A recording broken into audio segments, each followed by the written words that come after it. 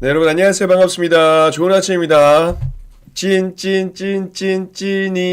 네, 여러분들의 출근길 주식을 책임지고 있는 진짜 주식의 전태지입니다. 반갑습니다, 여러분들.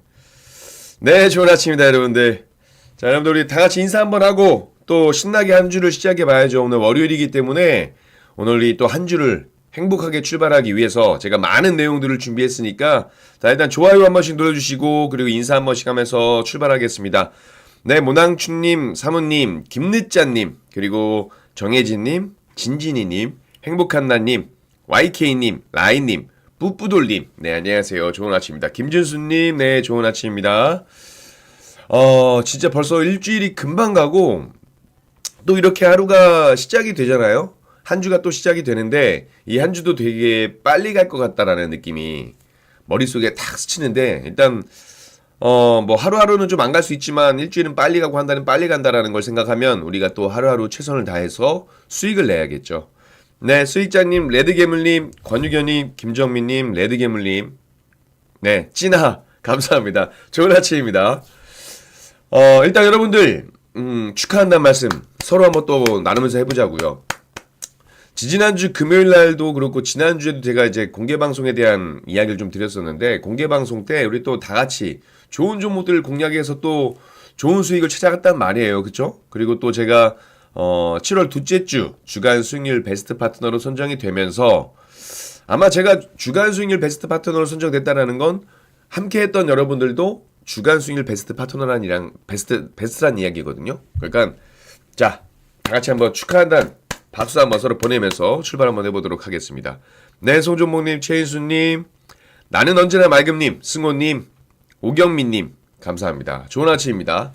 자, 바로 시작을 한번 해보도록 할게요. 그리고 뭐 제가 계속해서 출근길 주식에서 이제 지난밤 미증시와 함께 미증시와 함께 연동되면서 국내 증시 어떤 종목들, 어떤 섹터를 봐야 되는지 말씀을 드린다라고 했을 때 뭐 혹시나 놓친 부분들 혹은 여러분들이 궁금하셨던 내용들 같은 경우 제가 퇴근길 주식 제 개인 유튜브 채널에 올려드리니까요. 제가 웬만하면 방송 없는 날 빼고 그리고 특별한 일정이 없으면 계속 영상 올려드릴 테니까 많이 와주세요. 아시겠죠? 자, 한번 시작해보도록 하겠습니다. 이경혜님, 네, 안녕하세요. 여러분들 좋아요 한 번씩 눌러주시고 출발 한번 해보도록 할게요. 자, 이번 주도 상당히 중요하다. 왜냐면 한 주의 시작이라서 중요한 부분들도 있긴 하지만요. 이번 주 일정에 대한 부분들 또 특히나 관세에 대한 부분들이 있다 보니까 우리가 좀 관심을 가지고 보셔야 돼요. 자, 일단 미증시를 좀 봐야겠죠, 여러분들. 이제 제가 월요일날 여러분들과 함께하는 미증시는 뭐 토요일, 일요일, 주말에 대한 이슈가 같이 좀 녹아있긴 한데 일단 우리가 토요일로 돌아가 보자고요. 딱 토요일 아침으로. 지금 다우존스 같은 경우는 마이너스 0.63%, 그리고 나스닥 0.22%, S&P 500 0.33%, 필라델피아 반도체 지수 0.21% 하락 마감을 했습니다. 일단 기본적으로 미증시는 전부 다 하락 마감을 했어요.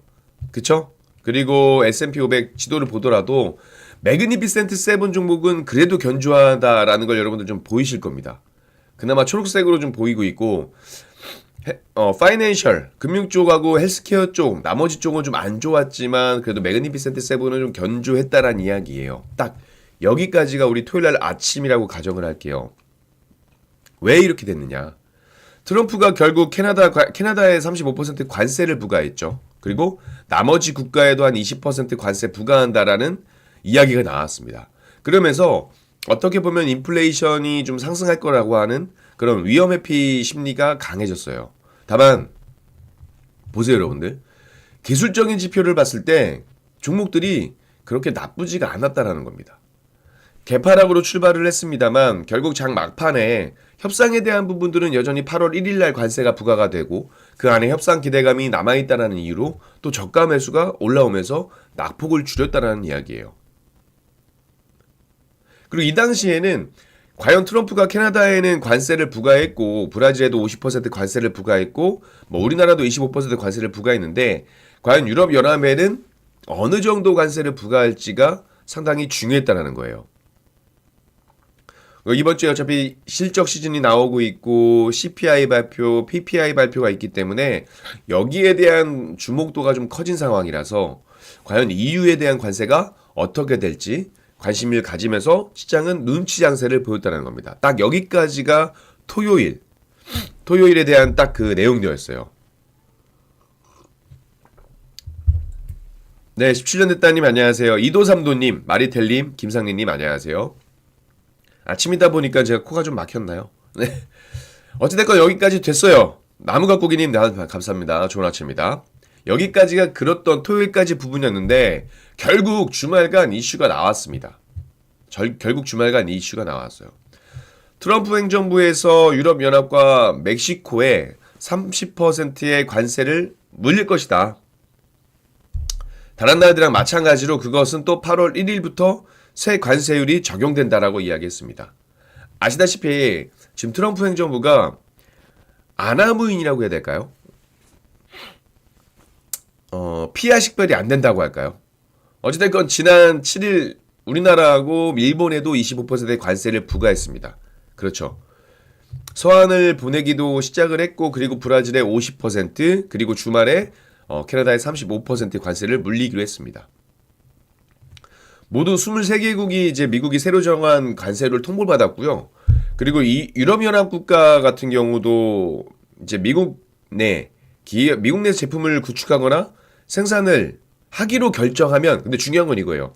하기로 결정하면 관세가 부과되지 않을 것이다. 여지를 남겼죠. 여지를 남겼어요.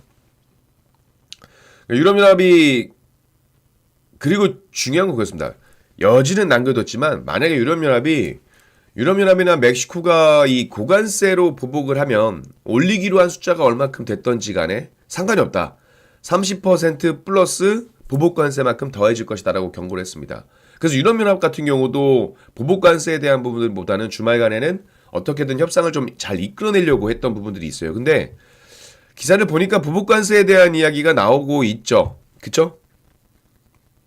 그런 거 가다 보니까 아무래도 시장에 대한 부분들이 조금 위축이 되고 있는 것 같아요. 구리관세 부과, 반도체, 의약품 200% 부과, 그리고 피하 식별이 안 된다라고 하는 것만큼 좀 동맹국, 우방국들에 대해서도 좀 관세를 가감없이 과감하게 부과하는 걸 보다 보면 참 트럼프의 머리 안에가 어떤 생각인지도 참 궁금하기도 하고 결국 미국의 어떻게 보면 자국의 그 이익, 최근에 그 관세로 인해서 경상수지가 또 흑자로 들어섰다는 부분들 보면 효과가 있기 때문에 지금 계속해서 이런 정책들을 펼치지 않나 생각합니다. 자국 이익을 위해서는 어쨌든 미국인들 입장에서는 나쁘진 않겠죠.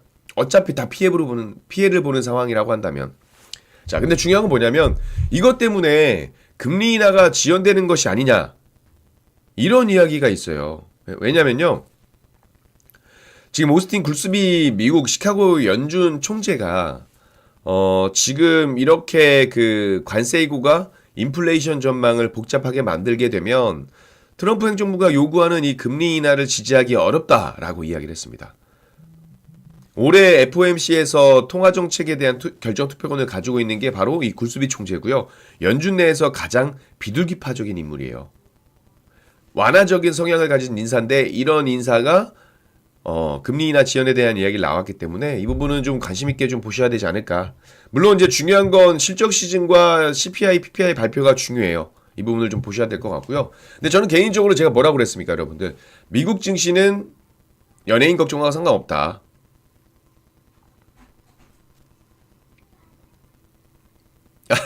학신님께서 진이투님 안녕하세요. 학신님께서 이시바 총리 화가 났냐? 그렇죠. 지금 피하 식별 없이 관세 부과를 하고 있는 트럼프가 좋을 리가 없겠죠. 그리고 밑보이면 안 된다. 이렇게 밑보여서 해야 되겠냐, 얕보여서 해야 되겠냐 이런 발언들까지 서슴지 않게 라고 이야기하고 있습니다. 그만큼 미국에 대한 배신감도 좀 있을 거고요. 제가 다른 건 모르겠는데 예전에 지금 이시바 총리 아니고 그 전에 총리께서는 미국에서 대통령 되면 진짜 막 구두도 안 신고 버선발로 뛰어나왔던 그런 제가 기억이 있어가지고 그럼에도 불구하고 이렇게까지 했다라는 건 저도 살짝이 상당히 좀 배신감을 느낄 수 있는 어떤 모멘텀이 되지 않을까라는 생각은 하고 있습니다. 저는 개인적으로 관세에 대한 부분들도 이제 이런 것 같아요. 시장을 큰 흐름 틀에서 상승으로 보느냐 하방으로 보느냐잖아요. 저는 미국 증시가 정말 돌발 악재라든지 트럼프발 악재가 갑자기 나와서 발작을 하거나 급락을 하지 않는다라는 조건 전제가 있다면요. 저는 우리나라 증시도 마찬가지고요. 어느 정도 선반영 됐다라고 봐요. 관세는. 그리고 시간이 지나면 해결할 수밖에 없는 카드라고 생각을 하고 있고 그렇다면 물론 단기 변동성 조정을 보일 수 있겠지만 저는 큰 흐름에서는 하락보다는 상승에 무게를 좀 더 두고 거기에 대한 전략을 짜고 있는 사람 중에 하나입니다. 무슨 말씀인지 아시겠죠? 자, 그러면 이어서 보게 되면 어제 주말간에 제가 이슈를 좀 이렇게 해서 쭉 해놨는데 앞서서 이제 많이 말씀을 좀 해주신 것 같아요. 지금 미국 경제 전문가들이요, 올해 결국 경제 성장과 고용 창출이 계속 이어지고 그리고 경기 침체라든지 물가 상승, 이 인플레이션 발생 가능성을 낮게 보고 있습니다. 디테일한 내용들은 조금 더 말씀드리면 가장 최근에 실시된 이 경제 전망 관련 설문조사에서 나타났습니다. 이게 언제 누구를 상대로 했냐라고 하면 지난 3월 3일부터 8일까지 3월이 아니고요. 지난 3일부터 8일까지 뉴욕 금융가에서 대학교, 컨설팅 업체 등의 전문가 69명을 대상으로 실시가 됐습니다. 그래서 지난 4월 이코노미스트들은 올해 미국이 경기 침체에 빠질 가능성을 45%로 예상을 했는데 이번에는 33%로 떨어졌다고 해요. 45%도 어쨌든 절반 이하니까 침체에 대한 부분들은 좀 긍정적으로 보고 있는 거고 그리고 지금 경제성장률 전망치도 0.8%에서 1% 정도로 높아졌습니다. 실업률 같은 경우도 4월 설문조사 당시에 이제 전망치 4.7%보다는 4.5%로 떨어진 모습들이고 그러다 보니까 연준에서 금리 인하에 대한 부분들은 같아요. 근데 금리 인하에 대한 부분들은 바뀐 게 없습니다. 연내 1회, 2회. 지금 시장에서 저는 지난주 같은 경우는 미증시를 보게 되면 고용 지표가 안 좋게 나왔을 때 금리 인하 기대감이 나오면서 증시가 올라갔거든요. 그리고 고용 지표가 좋았을 때는 경기 둔화 우려가 나오면서 미증시가 올라갔습니다. 물론 최근에 단기 과열권이기도 하고 많이 오른 부분에 있어서 조정이 좀 나올 수 있는 부분들이지만 제가 말씀드린 것처럼 만약에 지수에 대한 부분들이 돈이 빠져나가는 게 아니고 돈은 그 안에서 돌고 있다라고 한다면 저는 그게 그렇게 문제될 것 같지는 않습니다. 하우님, 관세는 이미 시장에 반영, 어차피 해결될 것. 저도 그렇게 보고 있습니다. 관세는 시장에서 어느 정도 반영이 됐다라고 저도 보고 있고 물론 아직 그 반영에 대한 진행 상태라 본다면 조금 더 나올 수는 있어요. 왜? 지금 트럼프가 관세에 대한 부분에 있어서 유럽연합에 30% 관세를 부과할 줄은 우린 몰랐거든요. 그러니까 돌발적으로 또 어떻게 나올지 몰라요. 한미협상 같은 이 협상이 잘 돼서 관세에 대해서 좀 좋게 나올 수도 있지만 협상이 잘 안 돼서 관세가 좀 더 강하게 나올 수도 있다. 물론 일본에 25% 관세를 부과해서 추가적으로 더 그 이상 나올 거라고 생각을 하지 않습니다. 어찌됐건 근데 계속해서 이런 관세에 대한 단기 변동성은 나올 수가 있기 때문에 시장에 반영은 됐습니다만 100% 완벽히 반영은 된 거 아니다. 이렇게 보시면 좋지 않을까 생각을 하고 있어요. 그리고 그에 맞게 전략을 짜면 좋지 않을까라는 생각을 하고 있고 근데 제가 아까 뭐라고 말씀드렸어요? 매그니피센트 7 종목은 상당히 견조했다. 엔비디아 같은 경우도 164.92달러로 0.5% 상승 마감을 했습니다. 제가 엔비디아는 여러분들 뭐가 문제될 게 없다라고 했어요. 왜냐면 엔비디아는 제가 지난번에 말씀드릴 때도 세계 처음으로 시총 4조 달러를 달성을 했고요. 그리고 마이크로소프트, 애플, 엔비디아 이렇게 세계 제1의 기업, 1위의 기업을 논하는 자리에서 아마도 엔비디아가 그 우위권을 상당히 오랫동안 지속할 거다. 왜냐? 왜요, 여러분들? 왜 엔비디아가 이렇게 강하고 좋을까요? 결국 인공지능 AI 시대의 도래함에 있어서요. AI 분야에서 핵심 기술을 독점하고 있는 기업이 바로 엔비디아라는 겁니다. 그리고 이 엔비디아는 향후 로봇 시장에서도 부각이 될 것이다 라고 기대감이 나오고 있고요. 엔비디아가 이 AI 분야 핵심 기술을 독점을 하고 있다 보니까 밸류체인에 묶여있는 종목들 예를 들어서 TSMC에 대한 이야기도 같이 말씀을 드렸습니다. 그리고 SK하이닉스도 마찬가지죠. SK하이닉스 같은 경우는 HBM 관련해가지고 독점적인 지위를 가지고 있습니다. 삼성전자와 SK하이닉스의 전망보다는 전망이죠. 전망이 살짝 다르고 주가의 그 움직임이 좀 달랐던 이유도 결국 이 HBM의 딱 그 HBM 때문이겠죠. 메타라든지 구글 같은 빅테크 기업들이 여러분들 잘 생각해 보세요.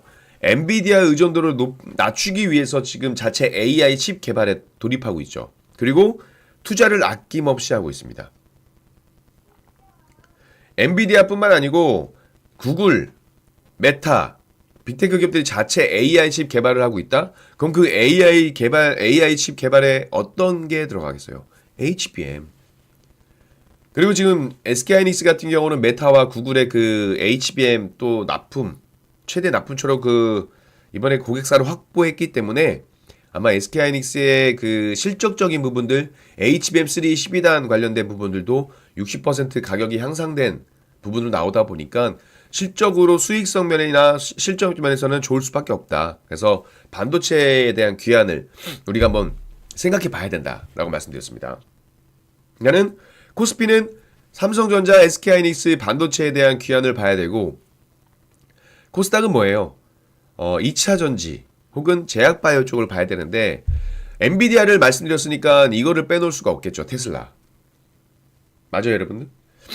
테슬라가 근데 여러분들 이 차트상 보게 되면 기술적으로 어느 정도 안정을 찾아온 건 맞습니다. 기술적으로는 맞아요. 근데 뭐가 문제예요? 테슬라의 가장 고질적인 문제가 뭘까요? 2차 전지의 고질적인 문제가 캐즘이라면 테슬라의 고질적인 문제는 머스크와 트럼프입니다. 지금 트럼프와 머스크의 갈등이 지속이 되고 있어요. 그쵸? 갈등 점화, 화해 무드, 다시 갈등 점화, 신당 창당, 갈등 점화 이런 식이에요. 지금 테슬라 CEO가요. 트럼프 대통령한테 앱스타인 파일을 공개하라고 재차 촉구했다라고 블룸버그 통신이 보도를 했습니다. 앱스타인 파일이란 게 뭔지 아시죠, 여러분들? 미성년자 성범죄로 기소됐다가 사망한 억망잔자 앱스타인과 연루된 인물을 조사한 문건을 지칭합니다. 그리고 이 앱스타인은 어찌됐건 기소가 됐다가 2019년에 이제 감옥에서 사망한 채로 발견이 돼요. 당시 당국에서 자살로 마무리를 했고, 타살 의혹과 각종 음모론이 끊이지 않고 있습니다. 근데 어쨌든 우리나라도 마찬가지잖아요. 공소권 없어지겠죠? 공범자 다수가 제대로 처벌받지 않아서 미국 사회에서도 여전히 논란의 중심이 되고 있는 게 바로 이 사건이란 말이에요.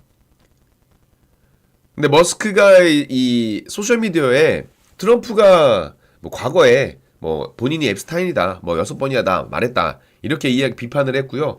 약속대로 파일을 공개하라고 촉구했습니다. 저는 개인적으로 모르겠어요. 왜 나를 세우고 있는지 모르겠어요. 트럼프 대통령하고 나를 세우고 있다라는 부분도 물론 감세한 정책의 트리거가 됐던 부분들도 있긴 한데, 자율주행에 대한 규제라든지 어떤 그 머스크 CEO의 사업 면에서 봤을 때는 각을 세우고 있는 거라는 건 안 좋다라고 저는 생각을 하고 있거든요. 근데 한편으로는 여러분들 이렇게 생각을 해보세요. 물론 머스크 CEO가 최근 테슬라의 행보를 보게 되면 전기차에 대한 부분들보다는 자율주행과 로봇 사업, 여기에 좀 더 치중을 하는 건 맞습니다. 그쵸? 또 AI도 있고 방금 밑에 보시면 아시겠지만, 정치적인 부분은 좀 개인적으로 안 했으면 좋겠습니다만 어찌됐건 자율주행 로봇 쪽으로 치중이 되어 있어요. 그런데 어찌됐건 트럼프와 안 좋을 때마다 주가가 밀렸고 이런 부분들이 있는데, 이런 악재가 있는 상황 속에서 주가는 견조하게 자리를 지켜준다라고 본다면, 어쩌면 지금 테슬라는 이미 악재들이 반영이 다 된 걸 수도 있겠다라고 생각을 해볼 수도 있을 것 같아요. 그래서 만약에 테슬라 같은 경우가 지금 이제 이 자리에서 더 밀리지 않고 쭉 우상향해주는 흐름이 나와준다 라고 한다면, 우리나라 관련된 종목들 에코프로비엠, 에코프로, 2차전지 관련된 종목들도 이제 하방 경직에 대한 부분들에서 우상향할 수 있는 그런 모멘텀이 나올 수 있다는 거. 그리고 스페이스 XAI에 20억 달러 투자한다라고 했습니다. 하나로 약 2조 8천억 정도고요. 이건 왜 갖고 왔냐면요, 그냥 투자를 한다, AI에 투자를 한다, 그런다는 개념보다는 만약에 이게 이슈가 부각이 되고 빅테크 기업들의 AI 투자가 지속이 된다라고 한다면 AI 챗봇, AI 소프트웨어, 아시잖아요. 우리나라 이재명 정부도 AI 100조 펀드를 하고 있기 때문에 아마 관련된 부분에서 움직임이 좀 나와줄 수 있지 않을까, 이렇게 생각을 하고 있습니다. 아시겠죠? 자, 이렇게 되고 결국 이번 주 여러분들 보셔야 되는 거는요. 어닝 시즌이에요. 실적 부문이고 지금 미국 주요 은행 빅테크 2분기 실적 발표가 있습니다. 그쵸? 그리고 여기에 따라서는 이제 아무래도 관세에 따른 변수는 여전히 남아 있어요. 이 부분은 좀 계속해서 보셔야 됩니다. 아시겠죠? 물론 이제 시장을 바라보고 있는 사람들 중에서 낙관파, 긍정론자, 그리고 경계파, 부정론자들도 있어요. 낙관파는 뭐예요? 관세 충격은 이미 선반영 됐다. 그쵸? 이미 선반영이 됐고 현재 AI 수의 주도주의 그 대형주들이 강세를 보여주고 있으니까 좋아질 것이다. 부정론자는 경계파들은 실적이 부진하게 나오면 어떡할 거냐. 그쵸? 실적이 부진하게 나오면 어떡할 거고 물가가 높아지면 어떡할 거냐. 이 얘기예요, 이 얘기. 이 이야기고 어찌됐건 그래서 우리가 이번에 봐야 될 건 실적들의 시즌이 어떻게 나올지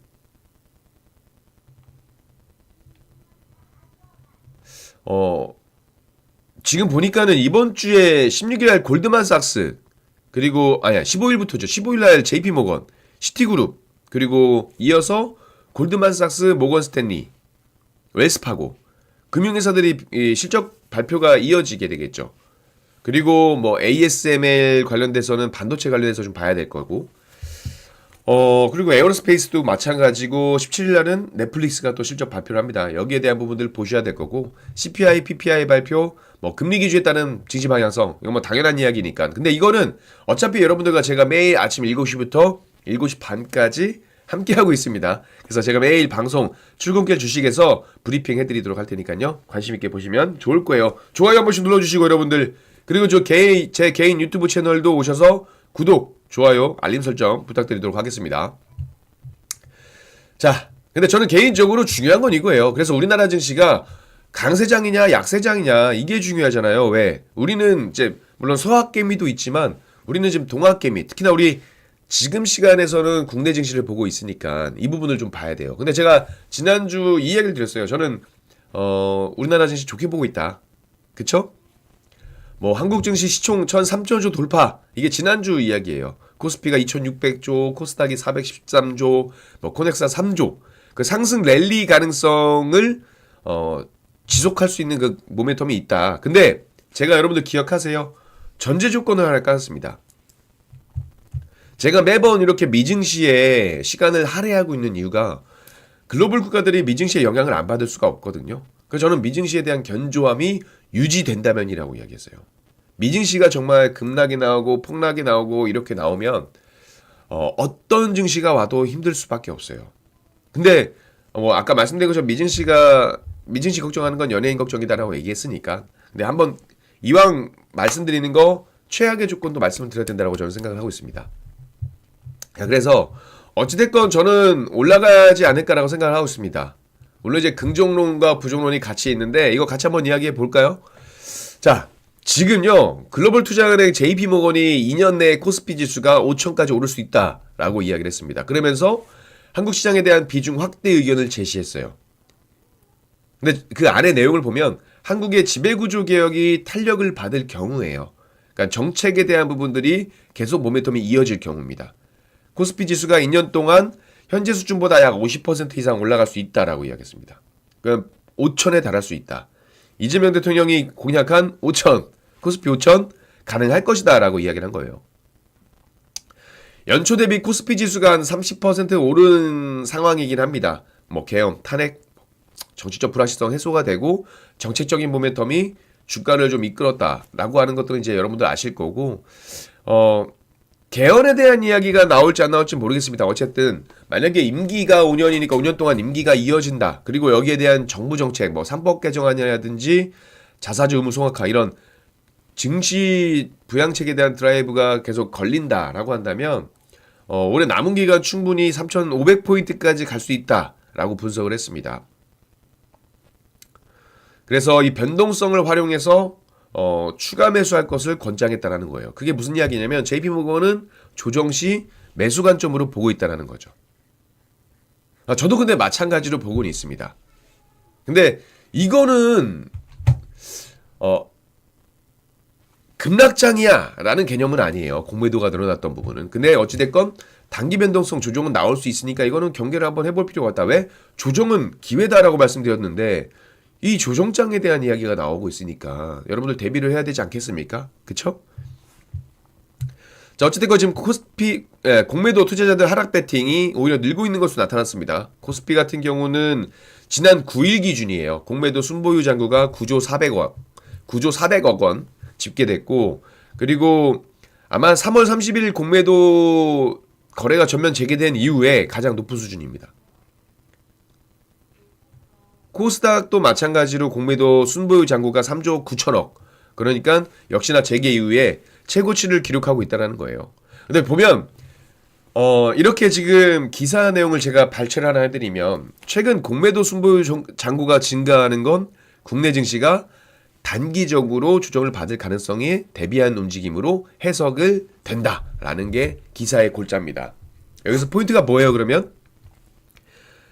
단기적으로 조정을 받을 가능성. 단기 조정은 뭐다? 기회다. 저는 그렇게 보고 있습니다. 다만 기회에서 여러분들이 어떤 종목들을 잡아갈 거냐에 대한 부분들이에요. 어떤 종목들을. 제가 뭐라고 말씀드렸어요 여러분들. 지금은 정부 정책에 대한 부분들 관련된 종목들이 강세를 움직였단 말이에요. 반도체도 마찬가지였고요. 그리고 증시부양책에 따른 상법 개정안, 지주사, 증권, 보험,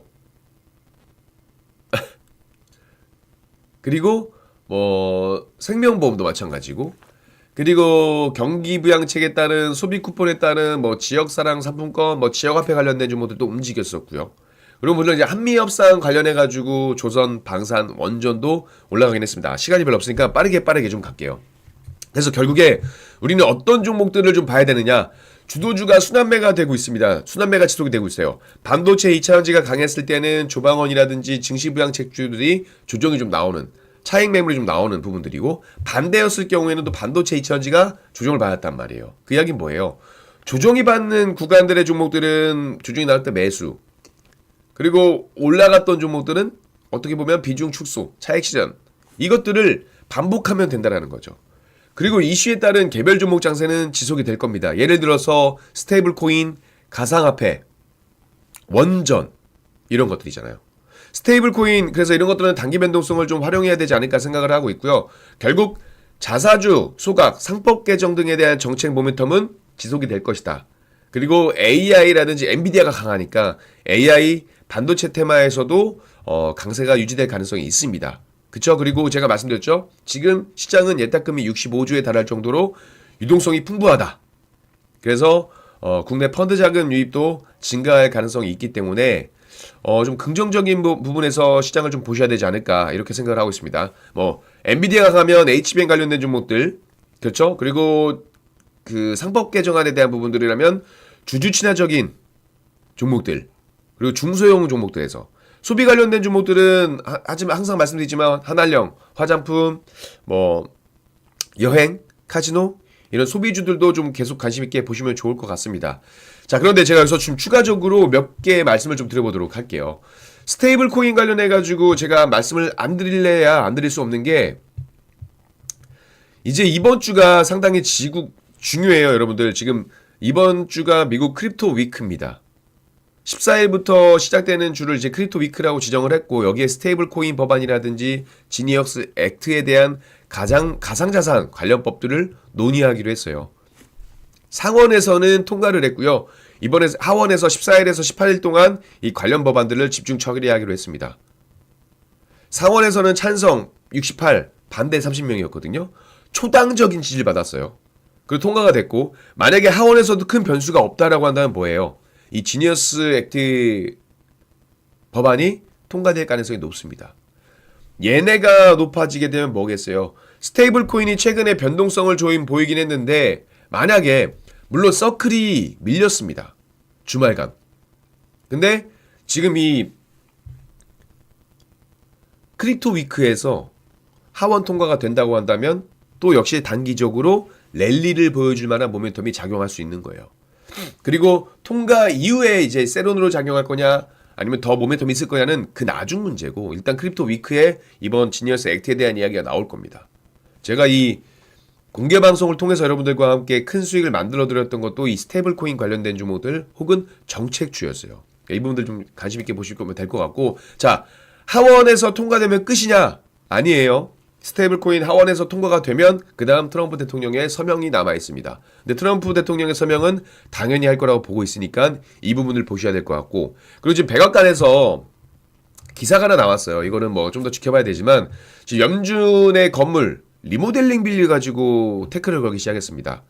리모델링 비, 뭐 연준 건물 공사비가 과다하다 이러면서 공격을 했어요. 근데 이게 지금 시장에서는 트럼프가 금리 인하라는 자기 말을 듣지 않는 파월 의장을 쫓아내기 위해서 어떤 그 비용 문제를 거듭 제기하고 있다. 그러니까 파월의 해임을 위한 준비 작업이다. 이런 이야기들도 나오고 있습니다. 그동안 파월 해임에 대한 부분들도 계속 이야기가 나왔었고요. 그리고 뭐예요? 차기 의장을 빠르게 지명하게 되면 그림자 의장에 대한 부분들, 이 부분들까지 같이 보셔야 될 것 같아요. 근데 만약에 이게 맞다라고 한다면요, 결국 파월 의장 쪽에 불리한 조건들이면 금리 인하 쪽으로는 좋은 겁니다. 차기 의장이라든지 이런 것들이 트럼프 입맛에 맞는 인물들이 나올 가능성이 높기 때문에, 그래서 이런 것들까지 본다라고 한다면 일단은 시장은 조금 더 상승에 대한 모멘텀이 남아있다라고 저는 생각을 하고 있습니다. 그리고 저는 개인적으로 이번 주까지도 스테이블 코인 관련된 종목들은 눈여겨보셔라. 스테이블 코인뿐만이 아니고 가상자산 관련된 가상화폐 관련된 종목들도 아마 단기 변동성을 활용하시면 좋을 거다. 그러니까 단타 단기를 하시는 분들은 이런 쪽을 보시는 게 맞습니다. 중장기적인 관점에서는 반도체, 그리고 상법 개정안에 대한 종목들, 조선 방산 원전, 특히나 원전 같은 경우는 인도네시아, 인도와 어떤 그 긍정적인 모멘텀들이 있죠. 이런 부분들까지 함께 보시면 될 것 같고요. 원전 관련해서는 제가 제 개인 유튜브에서 퇴근길 주식에 올려드리도록 할 테니까요. 그 부분 참고하시면 좋을 것 같습니다. 자, 오늘 하루도 여러분들 성투하시기 바라겠고요. 새로운 한 주, 행복한 한 주 되시기 바라면서 오늘 여기서 인사를 드리도록 하겠습니다. 지금까지 진짜 주식 전태진이었습니다. 여러분들 성투하세요. 감사합니다.